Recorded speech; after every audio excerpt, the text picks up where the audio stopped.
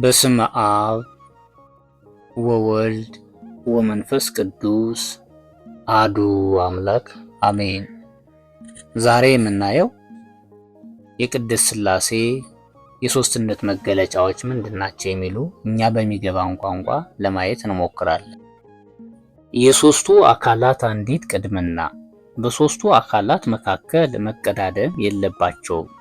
ይህም ሲባል አብ በነበረበት ዘመን ሁሉ ወልድ ነበረ፣ ወልድ በነበረበት ዘመንም ሁሉ መንፈስ ቅዱስ ነበረ። በማናቸውም ነገር ሁሉ ሦስቱ አካላት የተካከሉ ናቸው። ወልድና መንፈስ ቅዱስ ከአብ ዘንድ ናቸው፣ እንደ አብም በቅድምና መነሻ ናቸውና የሥላሴ ቅድምናቸው አንዲት ናት ይለናል በሃይማኖተ አበው ዘኪራኮ ምዕራፍ 91 ቁጥር 4 ላይ። ሊቁ ሳዊሮስም አብ ከወልድ ከመንፈስ ቅዱስ ተለይቶ የዓይን ጥቅሻ ጊዜ ያህል እንኳ አልኖረም፣ ወልድም ከአብ ከመንፈስ ቅዱስ ተለይቶ የዓይን ጥቅሻ ጊዜ ያህል እንኳ አልኖረም፣ መንፈስ ቅዱስም ከአብ ከወልድ ተለይቶ የዓይን ጥቅሻ ጊዜ ያህል እንኳ አልኖረም። ስሉስ ቅዱስ ጥንት ፍጻሜ ሳይኖራቸው ዘላለም በአንድነት ጸንተው ይኖራሉ ብሎ በሃይማኖተ አበው ምዕራፍ 84 ቁጥር 7 ላይ ተነግሯል። በሌላ በኩል ብንመለከት አብ ከወልድ ተለይቶ የኖረበት ዘመን የለም፣ ወልድም ከመንፈስ ቅዱስ ተለይቶ የኖረበት ዘመን የለም፣ መንፈስ ቅዱስም ከአብ ከወልድ ተለይቶ የኖረበት ዘመን የለም። ስሉስ ቅዱስ በዘመኑ በቀኑ ሁሉ በግብርም በስምም ሳይለወጥ ሳይፋለጥ ጸንቶ ያለ ነው ተብሎ በሃይማኖተ አበው ምዕራፍ 19 ቁጥር 6 ላይ ተገልጿል። ይህንንም ለመረዳት ያስችለን ዘንድ ተፈጥሯዊ ምሳሌዎችን እንመልከት። የሥላሴን አንድነትና ሦስትነት ከሚያሳውቁ መካከል አንደኛ ሰው፣ ሁለተኛ ፀሐይ፣ ሦስተኛ እሳት ናቸው። በመጀመሪያ ሰውን ብንመለከት ሰውን በአርአያችንና በአምሳላችን እንፍጠር ተብሎ በዘፍጥረት ምዕራፍ 1 ቁጥር 26 ላይ እንደተገለጸው የሰው ልጅ በእግዚአብሔር አርአያ እንደመፈጠሩ ልብ፣ ቃል፣ እስትንፋስ አለው። ይሁን እንጂ ከሦስቱ መካከል ልቡ አስቀድሞ ተገኝቶ ቃሉና እስትንፋሱ ሊዘገይ አይችልም። ከልብና ከእስትንፋስም ቀድሞ የሚገኝ ቃል የለም። በሦስቱ አካላት መካከልም መቀዳደም የለባቸውም። ቃልና እስትንፋስ ከልብ ይገኛሉ ወይም ይወጣሉ። ሆኖም ግን ልብ ቃልንና እስትንፋስን ስላስገኘ እንደማይቀድማቸው ሁሉ አብም ወልድንና መንፈስ ቅዱስን ስላስገኘ መቀዳደም የለባቸውም። ምናልባትም አንዳንድ ሰው ልብ ይቀድማል፣ ምክንያቱም በልባችን ያሰብነውን ነገር በአንደበታችን ሳንናገረው ውሎ አድሮ ልንናገረው እንችላለን የሚል ሊኖር ይችላል። ዳሩ ግን የኛ ቃል የሚባለው በአንደበታችን አውጥተን ለሌሎቹ የምናሰማው ነገር አይደለም። እርሱ ድምፅ ይባላል እንጂ ቃል አይደለም። በተለምዶ ብቻ ግን ቃል እየተባለ ይጠራል። ነገር ግን በልባችን የታሰበውን በአእምሯችን ስናመላልሰው ለኛ የታወቀና የተረዳ ራሳችን ለራሳችን የተናገርነው ነውና ይህ ቃል ከልባችን ጋር አይቀዳደምም። ወዘይነብ ጽድቀ በልቡም እውነትን የሚናገር ተብሎ በመዝሙር 15 ቁጥር 2 ላይ ተነግሯል።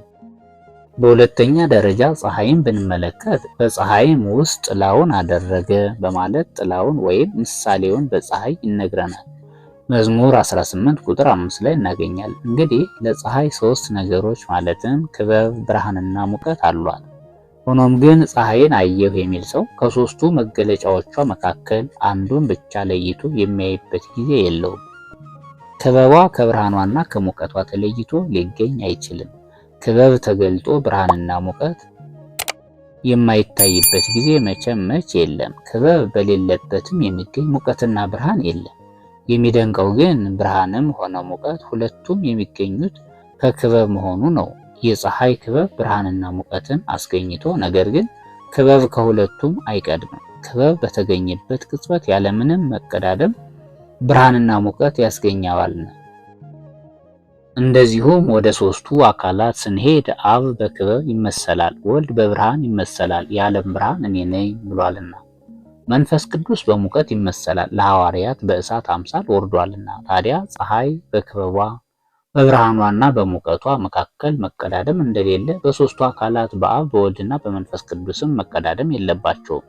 የፀሐይ ክበብ ብርሃንና ሙቀትን ያስገኘ ሆኖ ሳለ ነገር ግን ክበብ ከብርሃንና ከሙቀት ቀድሞ የሚገኝበት ጊዜ እንደሌለው ሁሉ ከሦስቱ አካላትም አብ ወልድና መንፈስ ቅዱስን ያስገኘ ወይም ያወጣ ሲሆን፣ ነገር ግን አብ ከወልድና ከመንፈስ ቅዱስ ምንም አይቀድምም።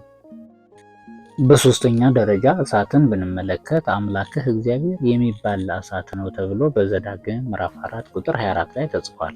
እግዚአብሔር እሳት ነው ሲባል እግዚአብሔር የሚለው ቃል የሶስቱ አካላት ስም ነውና አብ እሳት፣ ወልድ እሳት፣ መንፈስ ቅዱስ እሳት ለማለት ነው። ለዚህ ነው አቡየ ወአነ ወመንፈስ ቅዱስ እሳት ወነበልባል ወፍም ተብሎ በቀሌምንጦስ በምዕራፍ 1 የተገለጸው። ከላይ እንዳየነው ለእሳትም ሶስት ነገር አለው። እነርሱም ነበልባል፣ ብርሃንና ሙቀት ናቸው። ነበልባል ተገኝቶ ብርሃንና ሙቀት የማይገኙበት ጊዜ የለም። ብርሃንና ሙቀት ነበልባል በሌለበት የሚገኙበት ጊዜም የለም። ሶስቱ ያለመቀዳደም አንድ ጊዜ ይገኛሉ እንጂ። የሚደንቀው ግን ብርሃንንና ሙቀትን ሁለቱንም የሚያስገኛቸው ወይም የሚያስወጣቸው ነበልባል ሆኖ ሳለ ነገር ግን አውጩ ወይም አስገኙ ነበልባል ከወጡት ወይም ከተገኙት ከብርሃንና ከሙቀት አለመቅደሙ ነው። እንደዚሁም ሶስቱ አካላት አብ በነበልባሉ፣ ወልድ በብርሃኑ፣ መንፈስ ቅዱስ በሙቀቱ ይመሰላሉ። ነበልባል ብርሃንንና ሙቀትን አስገኝቶ ሳለ ነገር ግን እንደማይቀድማቸው ሁሉ አብም ወልድንና መንፈስ ቅዱስን አስገኝቶ ሳለ ነገር ግን አይቀድማቸውም ወይም አይቀዳደሙም። ብርሃንና ሙቀትም ነበልባል በሌለበት ቀድመው እንደማይገኙ ወልድና መንፈስ ቅዱስም ከአብ በዘመን የቀደሙበት ጊዜ የለም። የብርሃንና የሙቀት መገኘት አንድ ጊዜ እንደሆነ ሁሉ ሶስቱም አካላትም እንዲሁ ያለመቀዳደም በዘመን ሁሉ ነበሩ። ዳሩ ግን እነዚህ ሶስቱ ምሳሌዎች ጉድለት ያለባቸው ምሳሌዎች መሆናቸውን ልብ ሊሉ ይገባል። እነዚህ ምሳሌዎች ሶስቱም የየራሳቸው ሶስት ኩነት ቢኖራቸውም ሶስት አካል ግን የላቸውም። ለምሳሌ ፀሐይ ሶስት ኩነት ይኑራት እንጂ ሶስት አካል አላት ማለት ግን አይደለም። አንዲት ፀሐይ ናትና። እሳትና ነፍስም እንዲሁ ለሥላሴ ግን ስንሰጥ ሶስት አካላት አሏቸው። ነገር ግን ፀሐይ ወይም ነፍስ ወይም እሳት ሶስት ኩነት ስላላቸው ሶስት ፀሐይ ወይም ሶስት ነፍስ ወይም ሶስት እሳት እንደማያሰኛቸው ሥላሴንም ሶስት አካል አላቸው ማለታችን አንድ አምላክ እንጂ ሶስት አማልክት አያሰኛቸውምና ምሳሌው ለዚህ ይመቻል። ሶስት አማልክት ብለን አንሰግድም፣ አንድ አምላክ ብለን እንሰግዳለን እንጂ ተብሎ በሃይማኖተ አበው ዘጎርጎርዮስ ምዕራፍ 60 ቁጥር 6 ላይ እንደተገለጸው። ዳግመኛም እነዚህን ሶስቱ ምሳሌዎችን ምንም እንኳ አንዱ ከአንዱ መቀዳደም የሌለባቸው ቢሆንም ነገር ግን የተገኙበት ጊዜ አለ። እሳት ከመገኘቱ በፊት ያልኖረበት ጊዜ አለው። ፀሐይም እንዲሁ ከመገኘቷ በፊት ያልኖረችበት ጊዜ አለ። ነፍስም እንዲሁ ያልኖረችበት ጊዜ አለ።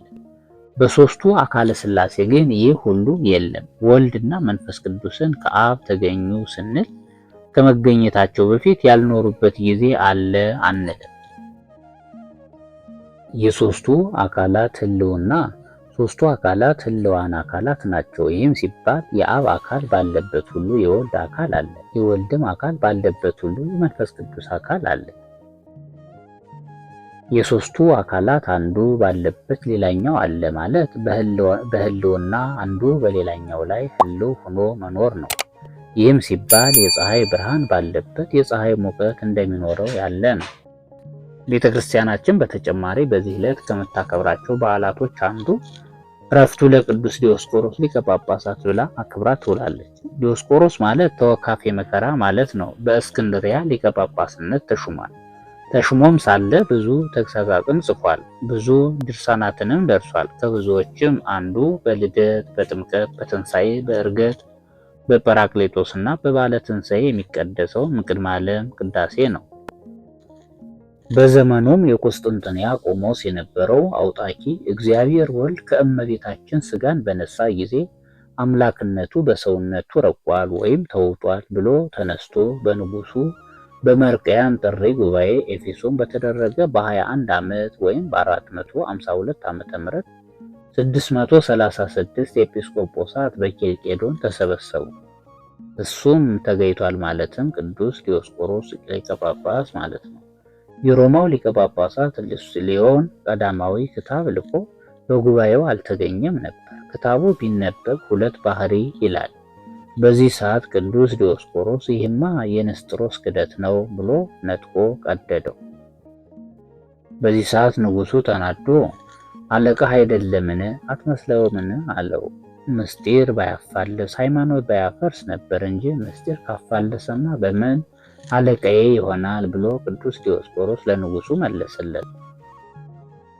መልሶም በዚያውስ ላይ ሳጥናኤል ሊቀ መላእክት አሐዜ መንጦላዕት ነበር። በካደ ጊዜ ሚካኤል ገብርኤል ተዋግተው ጣሉት እንጂ መስለውታልን ብሎ መለሰለት። በዚህ ሰዓት ተናዶ ኤጲስቆጶሳቱን ልግደለውን አላቸው። ኤጲስቆጶሳቱም ለንጉሱ እንዲህ አሉት፣ ይሄስ አይደለም ይጋዝ ብለው አውግዘው ለዩት። እርሱም አውግዟቸዋል። ንግስቲቱ ብርክልያ ትባላለች። ጉባኤው እንዴት ነው ብላ ጠየቀች። 600 ሲያምኑ ዲዮስቆሮስ ግን 7 ራሱን ሆኖ ተለየ አሏት። እርሷም ምነው ንጉሥ የወደደውን መስለህ አትኖርምን አለችው። እሱም አይሆንም አላት። እረ እኒህ መነኮሳት ምን ያጸናቸዋል? ያ ዮሐንስ አፈወርቅ ከእናቴ ጋር በማይረባ ነገር ተጣልቶ በስደት ሞተ፣ ይህም ደግሞ ሞቱን ይሻል አለች። በዚህ ሰዓት ቅዱስ ዲዮስቆሮስ የእርሱንስ ተናገርሽ፣ እናትሽስ እንዴት ባለ ሐሳር እንደሞተች አትናገሪምን አላት።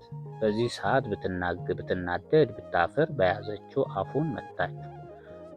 የፊት ጥርሱ ተሰበረ። ደንገጥሮቿም ይህ ደፋር ንግስትን የማይፈራ የማያፍር እያሉ ፊቱን ጸፉት፣ ጽሕሙን ነጩት።